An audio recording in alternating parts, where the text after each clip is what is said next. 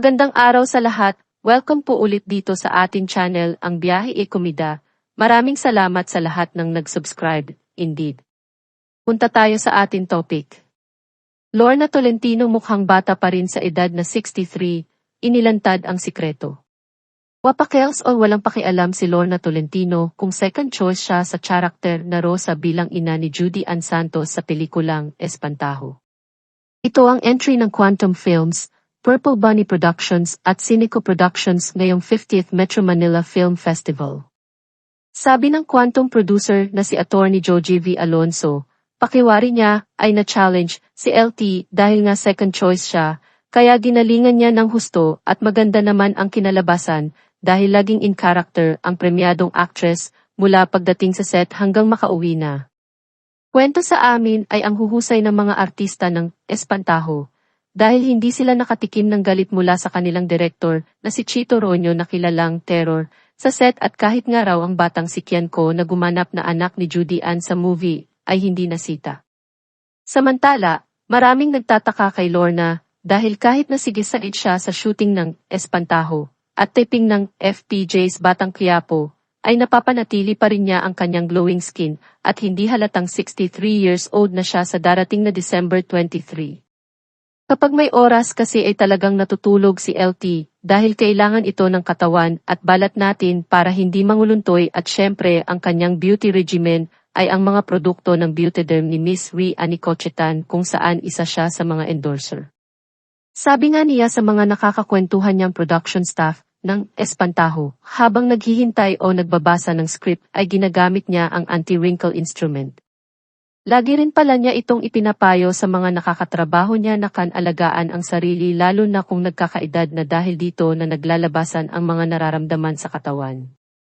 Like nga bili ng matatanda kapag bata, ay huwag magbabasa ng paa pagkahubad ng sapatos, huwag maliligo kapag pagod o pawisan at marami pang iba dahil pagtanda ay sisingilin ka, na totoo naman. Nakuha ko ang dahilan ng sarili. Yun ang unang-una. Habang tumatanda ka, lumalabas ang mga problema mo physically. Kailangan kong bumalik sa pag-ensayo. Kaming mga babae, may menopausal stage at marami kaming hormonal changes. Unahin mo yung sarili mo para humaba pa ang buhay mo, paliwanag ng actress pagkatapos ng Grand Mediacon ng Espantajo. Nasambit ito ni LT dahil noong inalagaan niya ang namayapang asawa na si Rudy Fernandez ng mahigit 2 taon ay marami na siyang naging karamdaman. After nun nang nag-caregiver ako kay The Boy, doon lumabas lahat.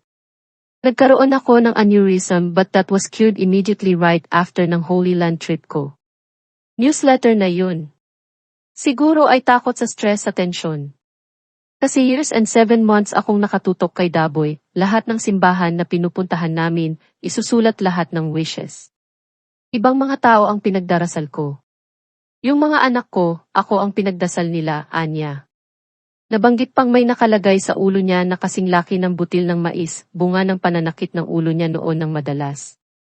Bayse rin sa narinig namin ay hindi pa tinatanggal ito dahil baka mas lalong magkaroon ng problema. Nagkaroon din ng problema sa puso si LT na dahilan kaya kailangan niyang tumigil muna sa pagtatrabaho. Kasi may sakit ako sa puso.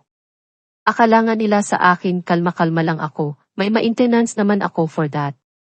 Nagka-calm down naman ako. Kapag may mabibigat na eksena na kailangang mag-breakdown, madali akong naputol sa pagtanggal sa sarili ko sa eksena. Lalayo ako para kumalma, kwento ng actress sa ilang entertainment press na kaharapan niya. Challenging nga talaga ang character ni LT sa Espantajo, dahil ikalawang pamilya sila ng tatay ni Judy Ann. Like sa trailer ng pelikula, ay pinalalaya silang mag-iina ni Chanda Romero sa bahay na tinitirhan nila bilang pag-aari nito as legal wife. Kwento ni LT, hindi niya pwedeng pakontrol ang pagmamahal niya sa kanyang anak. Yun ang motivation niya. Ipaglalaban niya kahit hindi niya kaya. Ipaglalaban niya lahat basta tungkol sa anak niya at tungkol sa karapatan ng pagkatao niya. Yung karakter ko, hindi masyadong masalita kaya nagpapasalamat ako kay Juday, kumbaga sa kanya ako humuhugot ng kung ano man ang mararamdaman. Giving actress kasi siya. Hindi siya maramot, sabi ni LT. Anyway, abangan ang Espantaho sa December 25 sa lahat ng sinahan nationwide mula sa direksyon ni Chito Roño at sinulat ni Chris Martinez. Kasama rin sa pelikula sina Chanda Romero, JC Santos, Mon Confiado, Nico Antonio, Donna Cariaga, Kayan Ko, Archie Adamos, Janice de Belen at Eugene Domingo, at may special participation naman si Tommy Abuel. Po sa inyong lahat, maraming salamat po sa suporta ninyo. Maligaya po kami ngayon na nandito kayo sa amin. Maraming salamat. And of course, Juday. Magandang hapon po sa inyong lahat. It's nice to see familiar faces again after so many years.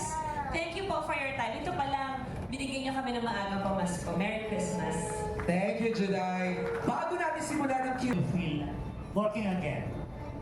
Sanay na kasi ako sa kanya. Bakit ano So meron ba? hindi na niya ako masyadong natatakot. Gano'n? Oo. Nung una, Chinichika ko na siya. nung But you una, know, it's always a joy Yeah. working with him. So, kailangan lang talaga pagkatrabaho ko siya, hindi ka sensitive. Yun lang. Kasi it's about the work. It's nothing personal. I love you. I love you. so siyempre sanay ka na sa horror movies, but ano difference naman ni Chris Pantao? Matagal na ako hindi gumagawa ng horror. Kaya medyo na-excite ako dito. Difference nito is na una hindi ko alam ang espantaho, kung ano siya, at anong ibig niya sabihin. Pero as you get to do the movie, kailangan ma-experience mo para maintindihan. Na reunion after ng ilang horror, ng drama, na nagbigay sa kanya ng grand slam. 1991, narito ang puso ko. Yes. Na nagsama.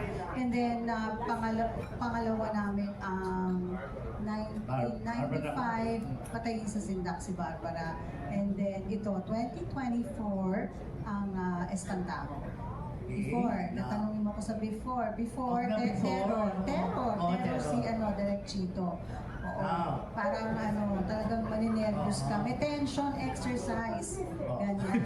System naman, di ba? Mamaya ka na, direct you. Sige, Pero ngayon, talagang kalmado na.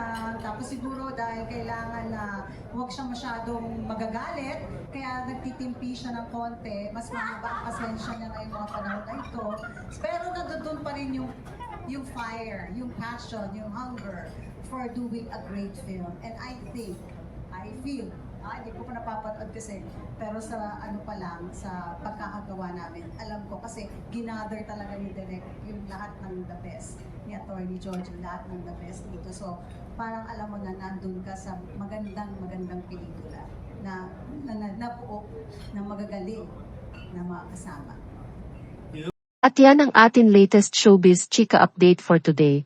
Huwag kalimutan mag-subscribe, click the notification bell for more showbiz chika updates, like and share the video at suportahan po ang ating Facebook page. Maraming salamat sa lahat ng nag-subscribe. Indeed. Magandang buhay sa lahat, paalam.